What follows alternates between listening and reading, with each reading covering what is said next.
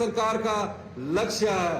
हमारा राज्य देश की पहली बागवानी नीति लागू करने जा रहा है, जिससे लगभग 82,200 लोगों को रोजगार मिलने की संभावना है। सेब के लिए यूनिवर्सल कार्टन को जरूरी बनाए जाने से हजारों बागवानों को बेहतर दाम मिलने शुरू हुए हैं, उनका शोषण बंद हुआ है। सेब उत्पादकों को लाभ पहुंचाने के लिए शिमला जिला में पराला में और धनी मंडी धर्मशाला की पासू मंडी जैसी प्रमुख परिसरों का विकास किया जा रहा है। हमारी बच्चों को अच्छी शिक्षा मिले, यह सरकार की प्राथमिकता है। हमारी सरकार इस क्षेत्र में व्यवस्था परिवर्तन कर रही है, जिसके कारण प्रदेश ने 100% साक्षरता हासिल की है। हमारे प्रयासों से हिमाचल प्रदेश आज गुणवत्ता शिक्षा के मामले में देश में 5वें स्थान पर पहुंच गया है, जबकि 2021 में भाजपा सरकार के कार्यकाल में राज्य 21वें स्थान पर था। हमने सरकारी स्कूलों में पहली कक्षा से अंग्रेजी माध्यम से पढ़ाई शुरू की है, ताकि इनमें पढ़ने वाले बच्चे भी भविष्य की चुनौतियों का निपटने में के काबिल बन सके। हमीरपुर में प्रदेश का पहला साइंस कॉलेज खोला जा रहा है, जहां बच्चों को विज्ञान की गुणात्मक शिक्षा दी जाएगी। प्रदेश का कोई भी बच्चा पढ़ाई से वंचित न हो, इसके लिए हमारी सरकार ने डॉक्टर YS परमार विद्यार्थी ऋण योजना के अंतर्गत देश विदेश में उस शिक्षा के लिए सिर्फ 1% ब्याज दर पर 40 लाख रुपए ऋण का प्रावधान किया है। इस योजना का लाभ लेने के लिए पारिवारिक आय सीमा 4 लाख से बढ़ाकर 12 लाख तय की गई है। प्रदेश के इतिहास में पहली बार सरकारी स्कूलों के बच्चे विदेश में शैक्षणिक भ्रमण पर भेजे गए हैं। विद्यार्थियों के अलावा 200 शिक्षकों को एक्सपोजर विजिट पर विदेश भेजा गया है, ताकि दुनिया की बेस्ट प्रैक्टिस को हिमाचल में लागू किया जा सके। प्रदेश सरकार आने वाले समय में स्कूल और तकनीकी शिक्षा के मेधावी छात्रों के साथ साथ डॉक्टरों को भी एक्सपोजर विजिट पर भेजेगी। इंदिरा गांधी सुख शिक्षा योजना के अंतर्गत विधवाओं और विकलांग माता पिता के 18 वर्ष तक की आयु के पात्र बच्चों को 1,000 रुपया हर महीने दिया जा रहा है। 28 से 27 वर्ष के तक के सभी बच्चों को प्रदेश और बाहरी राज्य के सरकारी शैक्षणिक संस्थानों में IIT, NIT, IIM, एम्स तथा नेशनल लॉ यूनिवर्सिटी जैसे कार्यों में प्रवेश के बाद शिक्षा पर होने वाला खर्चा राज्य सरकार उठा रही है। शिक्षा विभाग में विभिन्न श्रेणियों के 7,000 से अधिक पद भरे जाएंगे। प्रदेश सरकार द्वारा JBT के 1700 पद भरे जा रहे हैं। अब तक CBSE स्कूलों में विभिन्न श्रेणियों के लगभग 2,000 पदों को भरा गया है। शिक्षा के साथ साथ स्वास्थ्य क्षेत्र में सुधार हमारी सबसे बड़ी प्राथमिकता है। मरीजों को विशेषज्ञ स्वास्थ्य सेवाएं देने और आधुनिक मशीनें उपलब्ध करवाने के लिए हमारी सरकार ने ऐतिहासिक कदम उठाए हैं। प्रत्येक विधानसभा क्षेत्र में हमने आदर्श स्वास्थ्य संस्थान बनाए हैं, जहां स्पेशलिस्ट डॉक्टरों की सेवा लोगों को उपलब्ध करवाई जा रही है। हमारे प्रयासों से प्रदेश में पहली बार सभी मेडिकल कॉलेज में रोबोटिक सर्जरी की सुविधा शुरू की गई है। या चमियाना हॉस्पिटल में या अब प्रदेश में आम आदमी भी इस आधुनिक तकनीक का लाभ उठा सकता है। प्राइवेट हॉस्पिटलों में रोबोटिक सर्जरी का खर्चा 5 लाख रुपए से ज्यादा आता है, जो कि हम प्रदेश में 30 से 80 हजार में यह सुविधा दे रहे हैं। IGMC शिमला राज्य का प्रीमियम स्वास्थ्य संस्थान है, इसलिए यहाँ मरीजों के लिए सुविधा बढ़ाई जा रही है। यहाँ पेट स्कैन की सुविधा शुरू हो गई है, जिससे कैंसर जैसी गंभीर बीमारियों की जांच के लिए मरीजों को बाहरी राज्यों में नहीं जाना पड़े। टांडा और हमीरपुर मेडिकल कॉलेज में पेट स्कैन मशीन की खरीद के लिए टेंडर किए जा चुके हैं। शिमला के चमियाना हॉस्पिटल में, IGMC हॉस्पिटल में, नेर चौक हॉस्पिटल में और टांडा मेडिकल कॉलेज में, हमीरपुर मेडिकल कॉलेज में MRI 3 टेस्ला की स्थापना की जा चुकी है। अब हम IGMC शिमला में स्पेक्ट मशीन लगाने जा रहे हैं, जिससे घातक बीमारियों का पता चल सके। आईजीएमसी और टांडा मेडिकल कॉलेज में 6 हाई एंड अल्ट्रासाउंड मशीनें लगाई जाएगी। चमियाड़ा अस्पताल के साथ सभी मेडिकल कॉलेज में आधुनिक ऑटोमेटेड लैब स्थापित की जा रही है। आने वाले दिसंबर तक सभी जो हमारे मेडिकल कॉलेज हैं, पहली स्टेज में जो सुविधा इन चमियाड़ा में डायग्नोस्टिक सिस्टम में मिलती है, उस सुविधा को हिमाचल प्रदेश की जनता को उपलब्ध करवा दिया जाएगा। हमने 23 साल के बाद आईजीएमसी शिमला और टांडा मेडिकल कॉलेज में पैरामेडिकल कोर्सेज जैसे रेडियोलॉजी, इमेजिंग और लैब टेक्नीशियन की सीटों को बढ़ाकर 18 से 50 किया है। मुझे आज इस अवसर पर आपको यह बताते हुए खुशी हो रही है कि हाल ही में रिलीज हुई भारत सरकार की नेशनल फैमिली और हेल्थ सर्वे की रिपोर्ट में यह बात सामने आई है कि हिमाचल प्रदेश की सरकार के कार्यकाल में प्रदेश में बच्चों और महिलाओं के स्वास्थ्य में सुधार हुआ है। हम इसमें और भी सुधार कर सकते हैं। इस कारण हमने इंदिरा गांधी मातृ शिशु संकल्प योजना लागू करने का निर्णय लिया है, ताकि हम माताओं, बहनों और बच्चों को पौष्टिक आहार उपलब्ध करवा सके।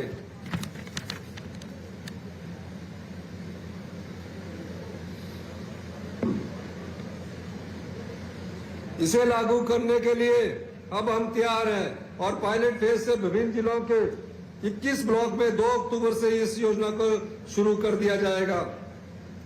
6 माह के बाद इसकी समीक्षा कर पूरे प्रदेश में यह योजना लागू की जाएगी।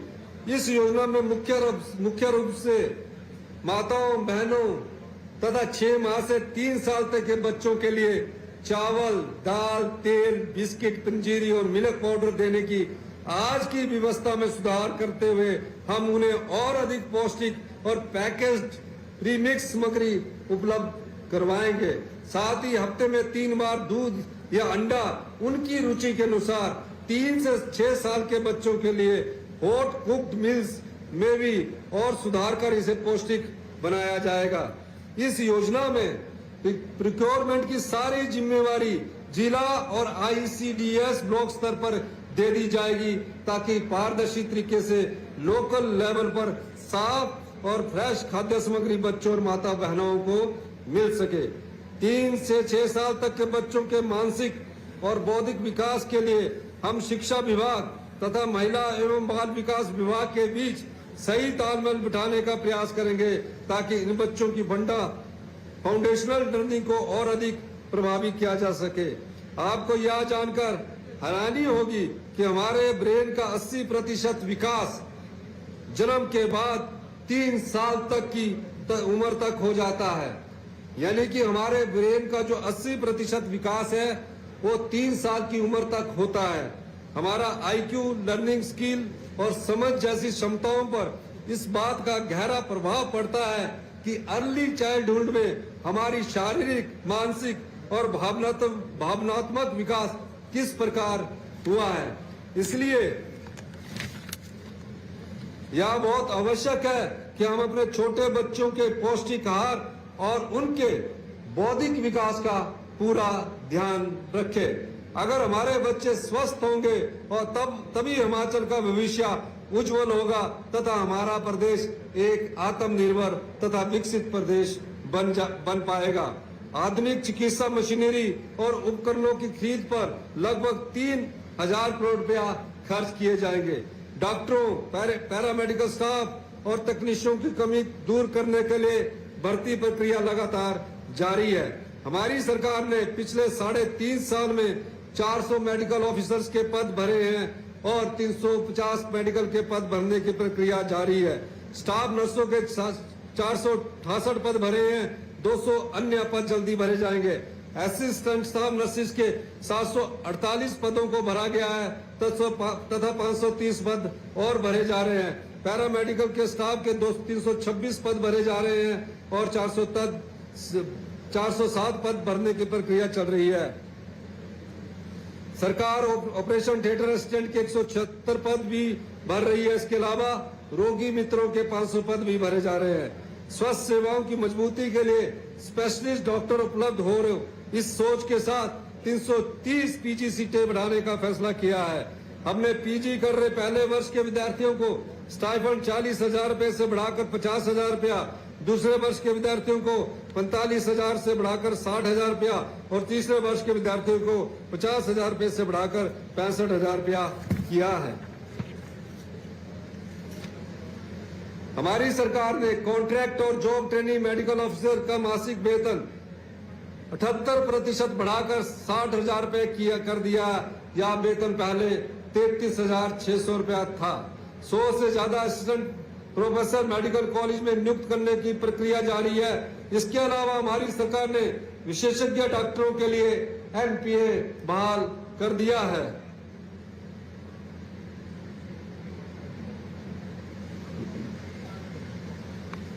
राष्ट्रीय स्वास्थ्य मिशन के अंतर्गत हजारों कर्मचारी बहुत मेहनत से कार्य कर रहे हैं। पिछले कुछ वर्षों से उनके मानदेय और वेतन में बढ़ोतरी की गई है। एनएचएम हिमाचल के अंतर्गत लगभग 9,000 आशा कार्यकर्ता तथा प्रदेश सरकार ने अपने बजट में दे मासिक प्रोत्साहन राशि को 5,800 रुपए से बढ़ाकर 6,800 रुपए करने का आश्वासन दिया था। स्वतंत्रता दिवस के इस पावन अवसर पर मैं सभी आशा बहनों के लिए इस घोषणा को लागू करता हूं। मैं एनएचएम हिमाचल प्रदेश में कर्मचारियों के वेतन में युक्तिकरण के बाद 7 वर्ष तक पूरे कर चुके कर्मचारियों को 1 अप्रैल 2026 से संशोधित वेतन देने की घोषणा करता हूं। अपने बजट आश्वासन के अनुरूप मैं एनएचएम हिमाचल प्रदेश में आउटसोर्स आधार पर कार्यरत staff nurse, para pharmacist, operation theatre assistant, laboratory technician को 25,000 रुपए और डाटा एंट्री ऑपरेटर को 18,000 रुपए का संशोधित वेतनमान देने की घोषणा करता हूं।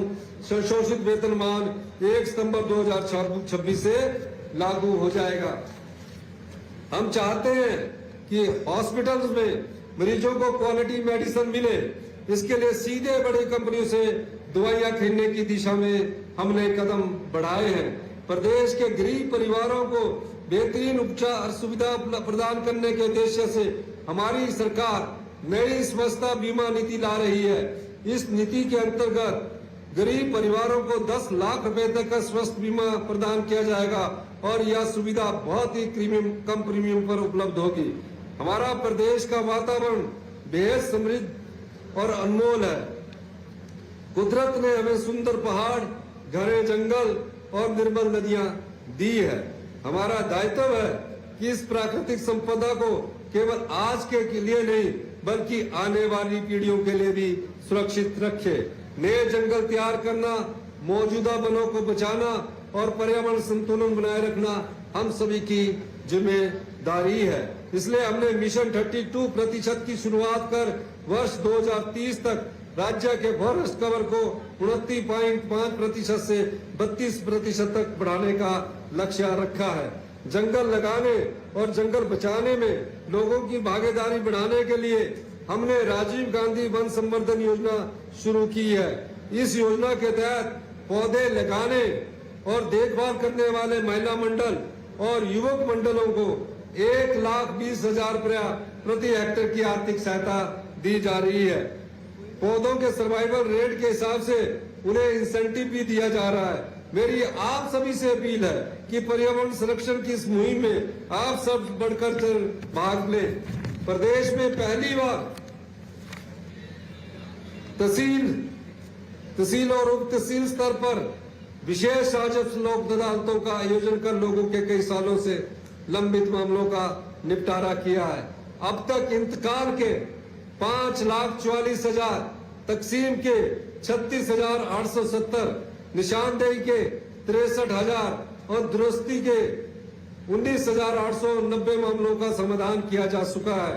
इससे लोगों को सरकारी दफ्तरों के बार चक्कर काटने से राहत मिली है और सरकारी अधिकारी और कर्मचारी खुद चलकर आम आदमी के पास पहुंच रहे हैं। हमारी सरकार गांव की समस्याओं को करीब से समझने और उनका समाधान करने के लिए गांव तक पहुंच रही है। मैंने खुद बड़ा बंगाल का दौरा किया और रात में रुका भी। आज तक कोई भी मुख्यमंत्री वहां रात को नहीं रुका था, लेकिन मैंने वहां रुककर आम लोगों से बातचीत की, उनकी समस्याओं को समझा, उनकी जरूरतों को जाना। मैंने प्रदेश के दूसरे दुर्गम इलाके जैसे डोडरा अखबार, कुपवी, बागासरा और सरची जैसे क्षेत्रों में रात्रि प्रवास किया। मेरे मंत्रिमंडल के सहयोगी भी सरकार गांव के द्वार कार्यक्रम के माध्यम से गांव-गांव जाकर लोगों से सीधा संवाद कर रहे हैं। लोगों से मिल रहे सुझावों को हमारी सरकार अपनी नीतियों और योजनाओं का आधार बना रही है। हमारी कोशिश है सरकार केवल बंद कमरों से नहीं बल्कि धरातल तक पहुंचकर लोगों की जरूरतों के लिए काम करे।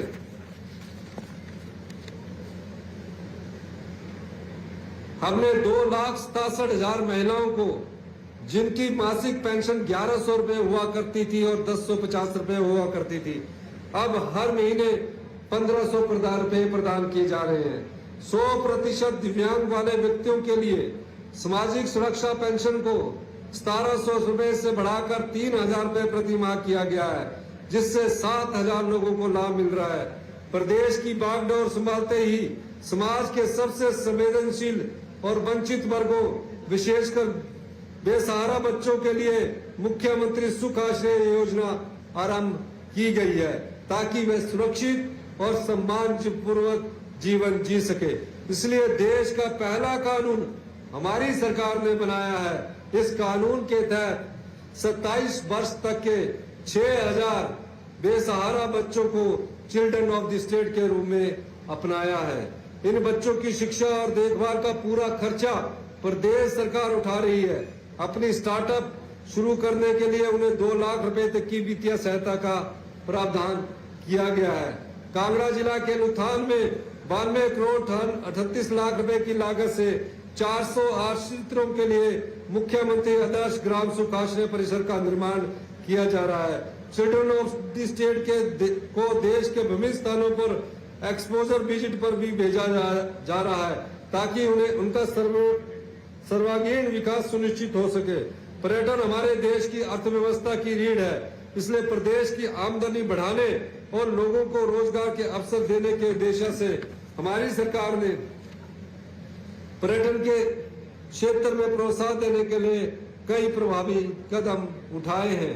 कांगड़ा जिला को हिमाचल की पर्यटन राजधानी के रूप में का कार्य शुरू किया जा चुका है। इसके लिए प्रभावित लोगों को 2,400 करोड़ रुपए का उचित मुआवजा दिया जा चुका है। डेरा मंडल के बनखंडी में 619 करोड़ रुपए से जूलॉजिकल पार्क स्थापित किया जा रहा है। धार्मिक पर्यटन को बढ़ावा देने के लिए मंडी जिले में माता बगलामुखी रोपवे लोगों को समर्पित किया गया है, जबकि चिंतपूर्णी मंदिर और बाबा बालकनाथ मंदिर के लिए रोपवे का निर्माण कार्य शुरू किया जा रहा है। मंडी में शिवधाम का काम भी शुरू हो चुका है। ज्वालामुखी और चिंतपूर्णी को सुंदर बनाने के लिए भी हमारी सरकार ने उसकी ब्यूटिफिकेशन के लिए 35 करोड़ रुपया और 30 करोड़ रुपए का अनुमोदन किया है। राज्य सरकार अपने संसाधनों से सोलन जिला के नालागढ़ में 350 करोड़ रुपए की लागत से मेडिकल डिवाइस पार्क विकसित कर रही है। इसके लिए केंद्र से मिले 30 करोड़ रुपए हमने वापस कर दिए हैं। अगर केंद्र सरकार की राशि नहीं लुटाई जाती तो उद्योगपतियों को अनिवार्य प्रोत्साहन देने पड़ते, जिससे राज्य के खजानों पर बहुत अधिक बोझ पड़ता। हमारी सरकार हिमाचल प्रदेश को हरित ऊर्जा राज्य बनाने के लिए गंभीरता से कार्य कर रही है। जलबुद्धि क्षेत्र में छोटी परियोजनाओं को विकसित करने, सौर ऊर्जा परियोजनाओं और गैर ऊर्जा परियोजना परंपरागत ऊर्जा आधारित निवेश को विशेष रूप से प्रोत्साहित किया जा रहा है। प्रदेश सरकार ने सौर ऊर्जा परियोजना का निर्माण रिकॉर्ड अवधि में पूरा किया। पेखूवाला, बंजाल और अगलोर सौर ऊर्जा परियोजनाएं इसका उदाहरण है। राज्य सरकार ने ग्रीन पंचायत कार्यक्रम शुरू किया है, जिससे सभी पंचायतों में 500 किलोवाट की ग्राउंड माउंटेड सौर ऊर्जा परियोजना लगाई जा रही है। इन परियोजनाओं से होने वाली आय का 25% हिस्सा संबंधित ग्राम पंचायत के अनाथ बच्चों और विधवाओं के कल्याण के लिए खर्च किया जाएगा। अब तक 5 पंचायतों में ये प्रोजेक्ट लग चुके हैं, 10 पर काम जारी है। आने वाले समय में हम प्रयास करेंगे कि प्रदेश की 100 पंचायतें ग्रीन पंचायतें बने। हम लगातार यह भी कह रहे हैं, हम लगातार यह कह भी रहे हैं और करके दिखा भी रहे हैं, हिमाचल प्रदेश देश की पहली ग्रीन स्टेट बने। हम लगभग अपने लक्ष्य पर पहुंच चुके हैं। हमारी अधिकांश ऊर्जा खपत रिन्यूएबल एनर्जी द्वारा पूरी की जा रही है। राज्य सरकार हर नागरिक को साफ पानी उपलब्ध करवाने के लिए काम कर रही है। सभी विधानसभा क्षेत्रों में साफ पानी की सुविधा सुनिश्चित कराने के लिए 2000 करोड़ रुपए की एक योजना पर काम कर रही है। साथ ही मौजूदा जल बुनियादी ढांचे को बेहतर बनाने, उसका पुनर्निर्माण करने और भूजल को रिचार्ज करने के लिए अनेक योजनाएं लागू की जा रही है। राजीव गांधी स्टार्टअप योजना के अंतर्गत भी हम हिमाचल वासियों नौजवानों को सोलर प्रोजेक्ट लगाने के लिए प्रोत्साहित कर रहे हैं। इसके लिए उनके द्वारा लिए जाने ऋण पर इंटरेस्ट सब्सिडी देने का प्रावधान किया गया है। आपको यह जानकर प्रसन्नता होगी कि एचआरटीसी की डीजल बसों को हम चरणबद्ध तरीके से इलेक्ट्रिकल बसों में बदल रहे हैं और 297 नई इलेक्ट्रिकल बसें ले ली गई है। सरकार का यह प्रयास है कि एचआरटीसी की 30 से 50% बसें डीजल की जगह इलेक्ट्रिकल बसें हों, ताकि प्रदूषण की कमी हो और हमारे डीजल की खपत भी कम हो। हमने अपने युवा भाई बहनों के लिए राजीव गांधी स्टार्टअप योजना के अंतर्गत इलेक्ट्रिकल बसों पर 50% और डीजल बसों पर 30% की सब्सिडी दे रही है। हमारा यह प्रयास है कि इसमें से एक निश्चित आय हमारे युवाओं को प्राप्त हो। प्रदेश सरकार द्वारा पूर्व सैनिकों और उनके आश्रितों के कल्याण के लिए भी प्रतिबद्ध है और उन्हें मिलने वाली अनुग्रह राशि में बड़े पैमाने पर वृद्धि की गई है। खेल प्रतिभाओं को निखारने के लिए हमने विभिन्न अंतर्राष्ट्रीय प्रतियोगिताओं के पदक विजेताओं के लिए पुरस्कार राशि में वृद्धि की है। आज मैं युवा पीढ़ी खासकर जैन जी से विशेष रूप से कहना चाहता हूं कि पारदर्शी और मेरिट बेस रोजगार प्रदान करना सरकार की प्राथमिकता है। हमारी सरकारी क्षेत्र में हजारों युवाओं को रोजगार प्रदान किया है। कांग्रेस सरकार में एक भी भर्ती का पेपर लीक नहीं हुआ है, जबकि पिछली भाजपा सरकार में पुलिस भर्ती पेपर लीक हुआ है और स्टाफ सिलेक्शन कमीशन की भर्तियों पर बड़े स्तर पर धांधली हुई, पेपर तक बेचे गए। जो लोग इसमें सम्मिलित थे, हमने सबऑर्डिनेट सिलेक्शन बोर्ड को भंग किया और आज तक जो युवाओं के भविष्य से खिलवाड़ कर रहे थे, पेपर बेचे जा रहे थे, उनको जेल की सलाखों तक, आज तक वो जेल की सलाखों के पीछे है। हमारी सरकार ने युवाओं को साथ धोखा करने वालों को जेल की सलाखों के पीछे पहुंचाया है। बल मित्रों के 2000 पद भरे गए हैं और इनका मानदेय पिछले एक साल से 10,000 रुपया था, मैं इसे बढ़ाकर 12,000 रुपए करने की घोषणा करता हूं। सभी पंचायतों की ग्राम पंचायतों में मल्टी टास्क वर्कर के 400 पद, शिक्षा विभाग में जूनियर असिस्टेंट लाइब्रेरी के 200 पद और जिला परिषद के अधीन ग्राम पंचायतों के 280 जॉब ट्रेनी टेक्निकल असिस्टेंट के पद भरे जाएंगे। इसके अलावा राज्य के 1975 सीनियर सेकेंडरी स्कूलों में एक चौकीदार तथा एक मल्टी टास्क वर्कर के 4000 पद भरे जाएंगे। पुलिस विभाग में हमारी सरकार ने 1088 कांस्टेबलों की भर्ती की थी। अब कांस्टेबलों के 734 और पदों पर भर्ती होगी, जिसके लिए आवेदन करने वाले उम्मीदवारों को अधिकतम आयु सीमा में 1 वर्ष की एक मुश्त शुल्क प्रदान कर की है तथा होमगार्ड के जो लोग थे उनको भी उनकी उम्र में भी अधिकतम आयु सीमा में को 28 वर्ष से बढ़ाकर 33 वर्ष कर दिया गया है। प्रदेश के विकास में सरकारी कर्मचारी और पेंशनों का बहुमूल्य योगदान है और हमारी सरकार उनके हितों की रक्षा के लिए प्रतिबद्ध है। हमने एनपीएस कर्मचारियों को ओपीएस दी और उनके अन्य लाभ भी दिए। हमारी सरकार मल्टीटास्क वर्कर और आउटसोर्स कर्मचारियों की समस्या के प्रति संवेदनशील है। हम सभी पहलुओं पर गंभीरता से विचार कर रहे हैं और इन्हें लाभ देने के लिए एक नीति लाने पर विचार किया जा रहा है। हम समझते हैं कि युवाओं को रोजगार देने के साथ साथ चिट्टे से बचाना भी बेहद जरूरी होगा। लोगों से के सहयोग से हमारी सरकार ने चिट्टा मुक्त अभियान शुरू किया है तथा इसका दूसरा चरण 7 सितंबर 2026 को उन्ना से शुरू किया जाएगा। जल्दी खेलो हिमाचल चिट्टा मुक्त अभियान शुरू किया जाएगा, जिसके माध्यम से युवाओं को खेलों और स्वस्थ जीवन शैली अपनाने के लिए प्रेरित करेगा। हमने चिट्टा माफिया की पंचायत तक मैपिंग की है तथा माफिया के खिलाफ सख्ती करते हुए पिट एनडीपीएस लागू किया है, जिसे पिछली भाजपा सरकार ने लागू नहीं कर पाई। इस कानून के तहत हमने 205 ड्रग माफियाओं को हिरासत में लिया है।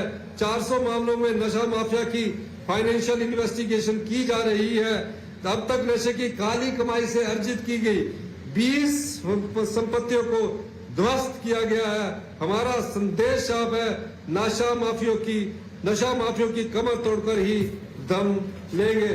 मैं इसके लिए पुलिस विभाग, पुलिस के डीजीपी सभी को बहुत बहुत शुभकामनाएं देता हूं कि जो नशे के खिलाफ आपने अभियान चलाया है। प्रदेश के चहुमुखी विकास में कर्मचारियों का विशेष योगदान रहता है। इसी तरह सेवानिवृत्त कर्मचारियों, अधिकारियों ने भी प्रदेश के विकास में अपना बहुमूल्य योगदान दिया है। इसलिए हमारी सरकार हमेशा कर्मचारी एवं पेंशनरों की हितैषी है। जब हमारी सरकार सत्ता में आई तो पिछली सरकार ने वेतन व पेंशन एरिया के 10,000 करोड़ से अधिक देनदारियां छोड़ी थी, परंतु प्रदेश की कठिन आर्थिक स्थिति के बावजूद हमारी सरकार ने अब तक कम 2500 करोड़ से अधिक वेतन व पेंशन अधिक एरियर का भुगतान प्रदेश के कर्मचारियों एवं पेंशनरों को किया है। प्रदेश की वर्तमान प्रतिकूल आर्थिक स्थिति के बावजूद मैं यहाँ घोषणा करता हूँ कि क्लास 4 कर्मचारियों को उनके वेतन एरियर का अतिरिक्त 20,000 रुपए का भुगतान इसी माह किया जाएगा। इसके अतिरिक्त मैं यहाँ भी घोषणा करता हूँ कि वर्ष 2016 से दिसंबर 2021 के दौरान सेवानिवृत्त क्लास 3 पेंशनर व पारिवारिक पेंशनरों को उनके पेंशन और पारिवारिक पेंशन एरियर का अतिरिक्त भुगतान 35% की दर से किया इसी माह कर दिया जाएगा। क्लास 1 व क्लास 2 पेंशनरों व पारिवारिक पेंशनरों को उनके पेंशन और पारिवारिक पेंशन का 15% एरियर का भुगतान इसी महीने कर दिया जाएगा।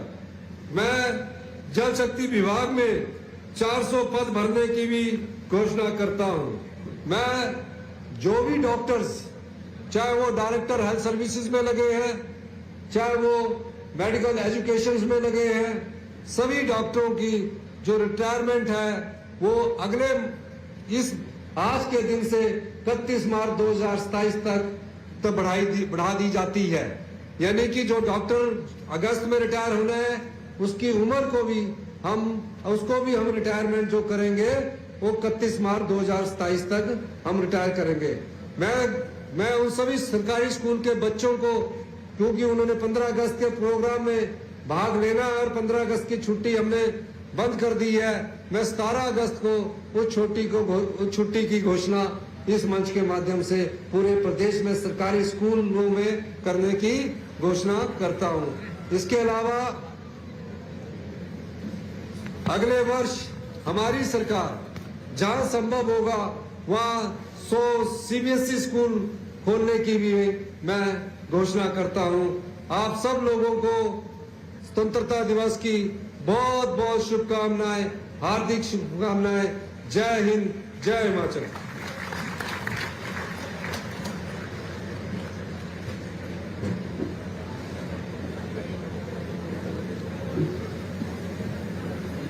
धन्यवाद सर। आपने कहा कि किस प्रकार